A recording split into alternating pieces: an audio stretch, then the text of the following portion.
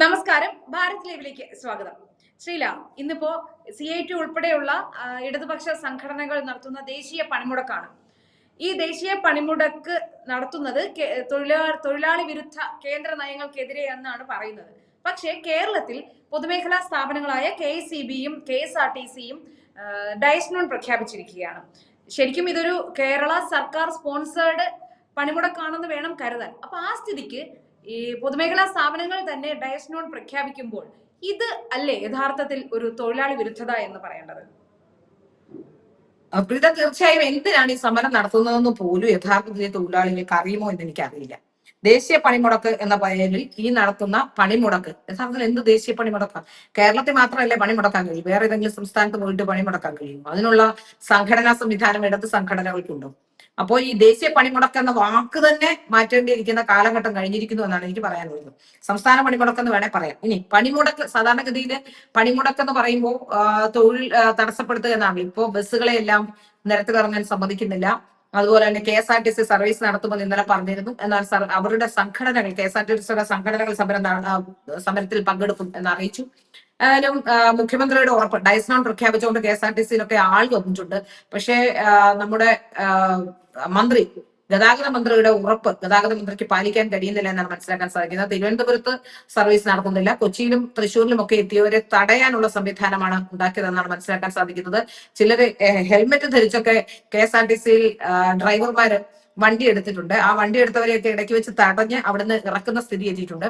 തിരുവനന്തപുരത്ത് KSRTC bus സ്റ്റാൻഡിലെ ശൗചാലയം പോലും അടച്ചു കളഞ്ഞു എന്നാണ് മനസ്സിലാക്കാൻ സാധിക്കുന്നത്. എവിടെന്നെങ്കിലും ഒക്കെ വന്ന് ഇറങ്ങുന്നവർക്ക് അല്ലെങ്കിൽ ജനങ്ങൾക്ക് ഒരു ഉപകാരമാകേണ്ട ശൗചാലയങ്ങൾ പോലും അടച്ചു പൂട്ടിക്കൊണ്ട് ജനങ്ങളെ ബുദ്ധിമുട്ടിക്കുന്ന രീതിയിലുള്ള ഒരു സമര പരിപാടികൾ നടത്തുന്നു എന്നാണ് ഇവർ പറയുന്നത്. വേജ് കോഡ് മാറ്റാൻ വേണ്ടിയാണ് സമരം നടത്തുന്നതെന്നൊക്കെയാണ് പറയുന്നത്.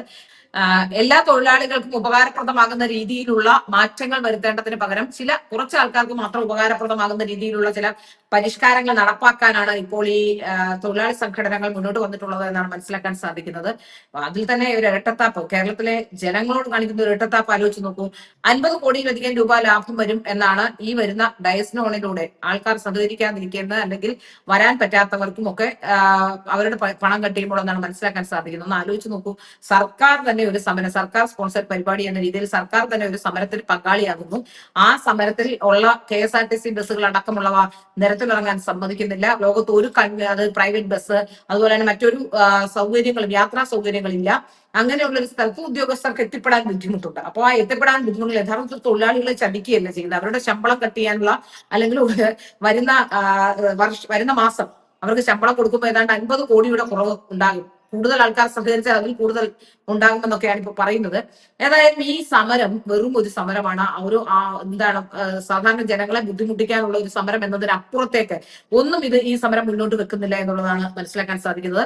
പ്രതിപക്ഷ സംഘടനകളൊന്നും തന്നെ ഈ സമരത്തിൽ പങ്കെടുക്കുന്നില്ല എന്നാണ് മനസ്സിലാക്കാൻ സാധിക്കുന്നത്. എങ്കിലും ചിലയിടത്തൊക്കെ ഈ യാത്രാ സൗകര്യത്തിന്റെ ബുദ്ധിമുട്ടുള്ളത് കൊണ്ട് തന്നെ പലർക്കും എത്തപ്പെടാനുള്ള ബുദ്ധിമുട്ടുണ്ടാകുന്നുണ്ട് എന്ന് മനസ്സിലാക്കാൻ സാധിക്കുന്നു. റോഡിലൊക്കെ വലിയ രീതിയിലുള്ള പ്രശ്നങ്ങൾ ഉണ്ടാകുന്നുണ്ട് എന്ന് മനസ്സിലാക്കാൻ സാധിക്കുന്നു. അതുകൊണ്ടാണല്ലോ KSRTC ഡ്രൈവർക്ക് എത്രമാത്രമാണ് ജനങ്ങളെ പേടിയുള്ളത് എന്ന് ആലോചിച്ചു. സമരക്കാരെ പേടിച്ചതുകൊണ്ടാണല്ലോ ഹെൽമെറ്റ് വെച്ച്, തലക്കെങ്കിലും വേറെ കിട്ടാതിരിക്കട്ടെ എന്ന് വിചാരിച്ചിട്ട് ഹെൽമെറ്റ് വെച്ച് KSRTC ബസ്സിൽ കയറി യാത്ര ചെയ്യേണ്ടി വരുന്ന ഒരു അവസ്ഥയെക്കുറിച്ച് ഒന്ന് ആലോചിച്ച് നോക്കൂ.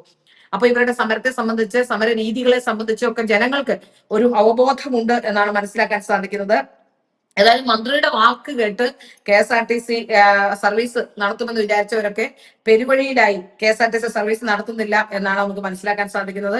KSRTC മാത്രമല്ല, പല സ്ഥലങ്ങളിലും ഇത്തരത്തിൽ ഓട്ടോ പോലും നിരത്തിലിറങ്ങാത്ത സ്ഥലങ്ങളുണ്ട് എന്ന് മനസ്സിലാക്കാൻ സാധിക്കുന്നു. KSRTC ജീവനക്കാർ പണിമുടക്കിന്റെ ഭാഗമാകുന്നത് ഇന്നലെ മന്ത്രി ഗണേഷ് കുമാർ പറഞ്ഞെങ്കിലും ട്രേഡ് യൂണിയനുകളെല്ലാം തന്നെ ഭാഗമാകും എന്ന് പറയുകയും ചെയ്തിട്ടുണ്ട്. എങ്കിൽ പോലും KSEBയിലും KSRTCയിലും ഒക്കെ ഡയസ് നോൺ പ്രഖ്യാപിച്ചതുകൊണ്ട് തൊഴിലാളികൾ വന്നത് എന്ന് മനസ്സിലാക്കാൻ സാധിക്കുന്നു. CITU, AITUC, HMS, AITUC, TUC, സേവ, AICTC, LPF, UTC എന്ന യൂണിയനുകളാണ് ഇപ്പോൾ പണിമുടക്കിന് നേതൃത്വം നൽകിയിട്ടുള്ളത് എന്നാണ് നമുക്ക് മനസ്സിലാക്കാൻ സാധിക്കുന്നത്. ഏതായാലും ഡൽഹി, മുംബൈ, ചെന്നൈ, ബാംഗ്ലൂർ അവിടങ്ങളിലൊന്നും തന്നെ ഒരു മെട്രോ നഗരങ്ങളെ ഒന്നും ഒരു തരത്തിലും ഇത് പണിമുടക്ക് ബാധിച്ചിട്ടില്ല എന്ന് തന്നെ പറയേണ്ടിയിരിക്കുന്നു. അപ്പോ ജനജീവിതമൊക്കെ സാധാരണ നിലയിലേക്ക് മെട്രോ നഗരങ്ങളിലൊക്കെ പോയിട്ടുണ്ട് എന്ന് മനസ്സിലാക്കാൻ സാധിക്കുന്നു. അതുപോലെ ജന്തർ മന്ദർ, ഡൽഹിയിലെ ജന്തർ മന്ദറിൽ സംയുക്ത ട്രേഡ് യൂണിയനുകളുടെ ഒരു സമരമൊക്കെ ഉണ്ട്. അവിടെ സമരം നടത്താൻ കുറച്ച് ആൾ മതി. ജന്തർ മന്ദർ എന്ന് പറയുന്ന സ്ഥലം ഒരു വളരെ ചെറിയ സ്ഥലമാണ്. കേൾക്കുമ്പോൾ നമുക്ക് ഒരു വലിയ സ്ഥലമായി തോന്നും. പക്ഷേ എങ്കിലും അവിടെ ഈ സംയുക്ത ട്രേഡ് യൂണിയനുകളുടെ ഒരു പ്രതിഷേധമൊക്കെ സംഘടിപ്പിക്കുന്നുണ്ട്.